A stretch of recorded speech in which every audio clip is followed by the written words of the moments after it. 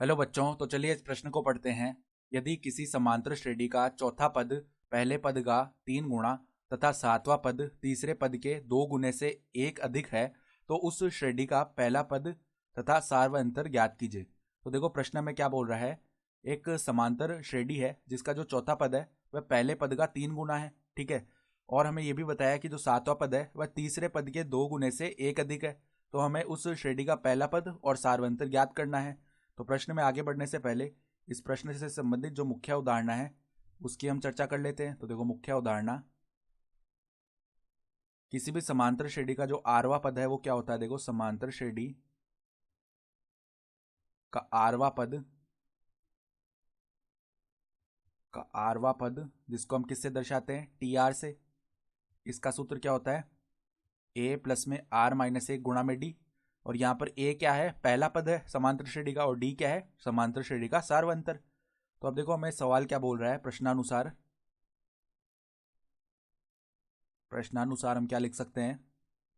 प्रश्न में कह रहा है कि समांतर श्रेणी का जो चौथा पद है वह पहले पद का 3 गुना है, यानी कि टी चार का जो मान है वो पहले पद के यानी कि ए के पद के, यानी जो पहला पद है ए उसका 3 गुना है, तो 3 ए हो जाएगा। तो अब देखो चौथे पद को हम कैसे लिख सकते हैं, ए प्लस में 4 - 1 गुणा में डी, यानी आरवें पद का सूत्र लगा दिए यहाँ पर, बराबर में 3 ए है। यानी कि ए प्लस में 3 डी का जो मान है वो आ जाएगा 3 ए के बराबर। यानी कि देखो इस ए को उस तरफ भेजेंगे तो 3 ए माइनस ए कितना हो जाएगा, 2 ए, बराबर में है 3 डी के, ठीक है। तो यानी यहाँ से ए का मान कितना आ गया, 3 डी बट्टा में 2 आ जाएगा ए का मान। इसको हम समीकरण 1 बोल देते हैं।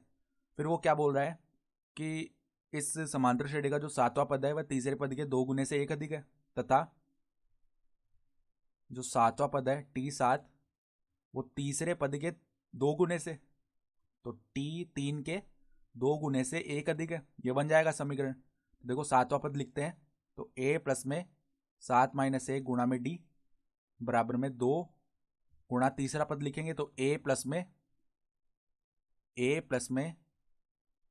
3 - 1 गुणा में डी, और प्लस में क्या है, 1 है।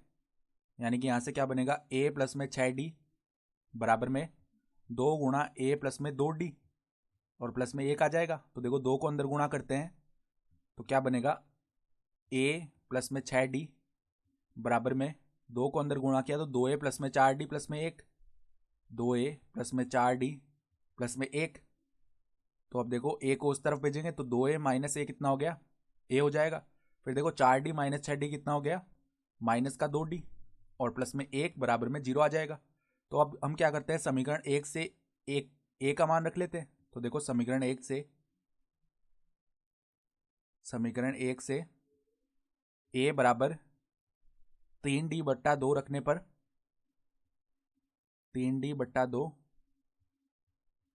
रखने पर क्या आ जाएगा, देखो 3D/2 माइनस 2D प्लस 1 बराबर में 0, ये बन जाएगा। तो अब लसा लेते हैं यहाँ पर, तो 3D माइनस में 4D प्लस में 2 बन जाएगा, और ये 2 उस तरफ जाके 0 बन जाएगा। तो अब देखो यहाँ से इस 2 को उस तरफ भेजेंगे तो माइनस डी का जो मान है वो किसके बराबर आ गया, -2 के, या हम कह सकते हैं डी का जो मान है वो 2 के बराबर आ गया। यानी कि समांतर श्रेणी का जो सार्वंतर डी है उसका मान 2 आ गया। तो अब देखो पहला पद ज्ञात करते हैं। एक तो हमें देखो सार्वंतर ज्ञात करने के लिए बोला था और समांतर श्रेणी का पहला पद ज्ञात करने के लिए बोला था। तो ए का मान क्या है, 3D/2, और डी का मान यानी सार्वंतर का मान कितना है, 2 है। तो 3 गुणा 2/2, तो 2 से 2 भाग हो गया, तो ए का मान आ गया 3। अतः हम क्या कह सकते हैं, अतः पहला पद क्या आ गया, पहला पद यानी कि ए कितना आ गया, 3, तथा सार्वअंतर जो है, सार्वअंतर डी कितना आ गया, 2 आ गया। तो हमारे उत्तर क्या हो जाएंगे, पहला पद ए बराबर में 3 आ जाएगा, और जो सार्वअंतर है वो कितना आ जाएगा, डी बराबर में 2 आ जाएगा। और यही क्या होंगे, यही हमारे उत्तर भी आ जाएंगे। ठीक है, तो आशा करता हूं कि आपको ये प्रश्न समझ में आया होगा। धन्यवाद।